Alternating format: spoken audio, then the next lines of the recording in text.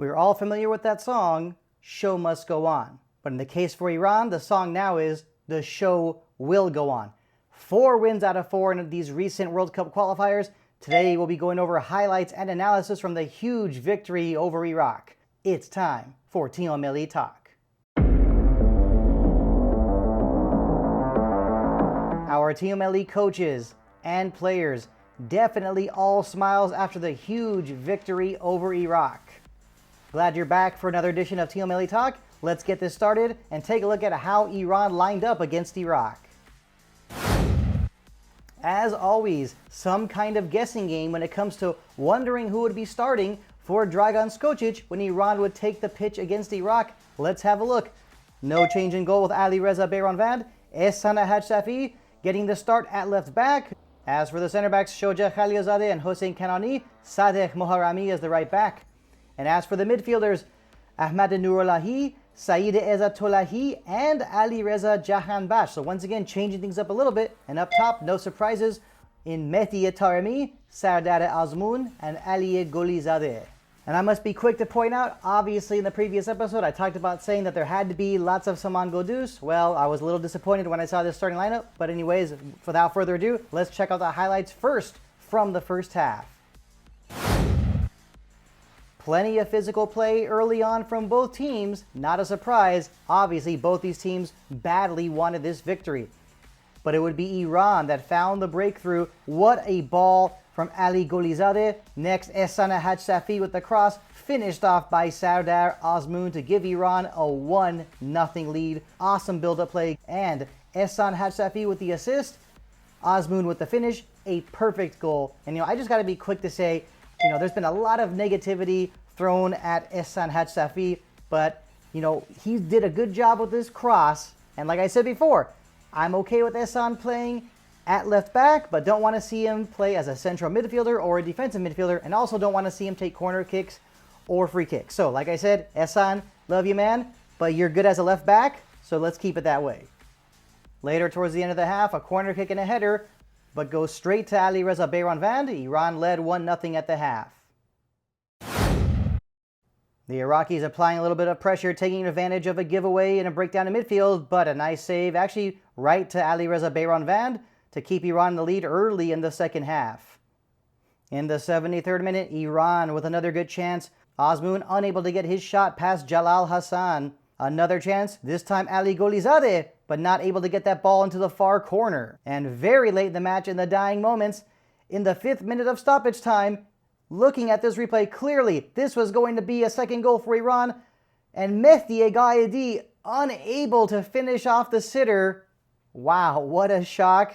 Probably wondering how on earth did he miss that? I mean, seriously, how did Mehdi Ghaedi miss that shot? A perfect setup from Kaveh Rezai, but you know what? At the end of the day, didn't really matter. Iran won 1-0 against Iraq. What a victory. All right, first thing we should do now is take a look at the table for the final Group C standings. Finishing on top, Iran with 18 points, followed by Iraq with 17, Bahrain with 15, Hong Kong with 5, and Cambodia with 1. Plenty of excitement for Team Melli fans. Nearly, I would say about a year and a half ago when things were bad, there were plenty of Iranian football fans that thought that it would be impossible to get to the final round of qualifying. Basically everyone was saying, got to win the final 4 qualifiers, how were we going to do it? Iran just did it, so good job to our Team Melli. Really proud of you guys. Afarin bacheha. Now let's be honest. When looking back at this match, it's difficult to find some negatives to talk about because Iran just won 4 qualifiers and all 4 of them were played in Bahrain. The odds are stacked against them. But like I said, let me just move past that because this is the analysis portion of this show. Now, when I look back at the second half, I got to be honest, and that is at times Iran did not look very sharp. There were some giveaways in midfield. I didn't like some of the sloppy play. I especially didn't like some of the extra individualistic play of holding on to the ball too long. At times, I almost felt like the teamwork wasn't really always there. I mean, it was surprising to me, but at the same time, I got to take into consideration that, this was the 4th game in 12 days that Iran played, and that's a lot of football to be playing. Clearly, a lot of our Team Melli footballers had to have been pretty tired. Fatigue was probably an issue. So at the end of the day, Really excited, really proud of our Team Melli footballers for getting this win over Iraq. As we get closer to the final round of qualification, yes, it'll be important to look back at these games and focus on the things that Iran needs to work on in order to be fully ready for the final round of qualification.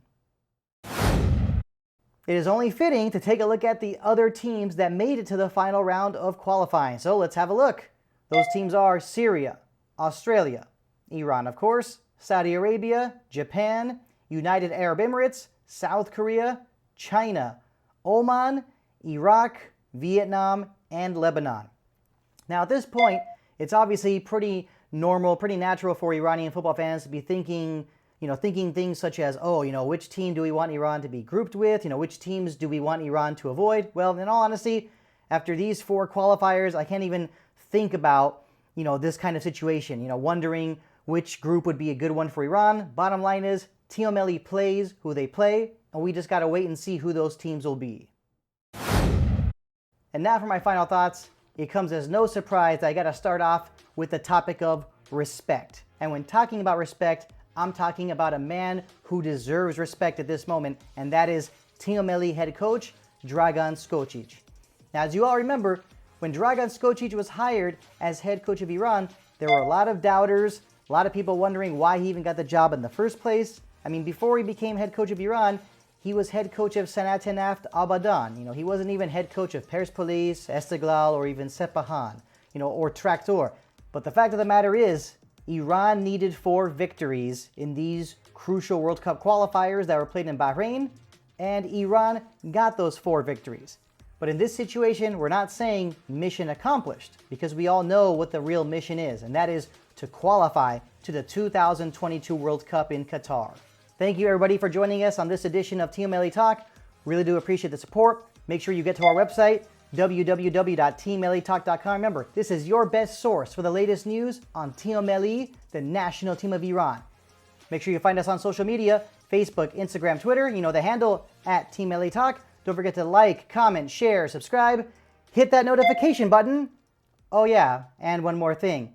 For all you Iraq fans that were trolling the comments page of my previous video, talking so much trash, saying that Iraq was going to win, well, you obviously didn't realize something, and that is the lions of Mesopotamia are too slow for the Iranian cheetahs.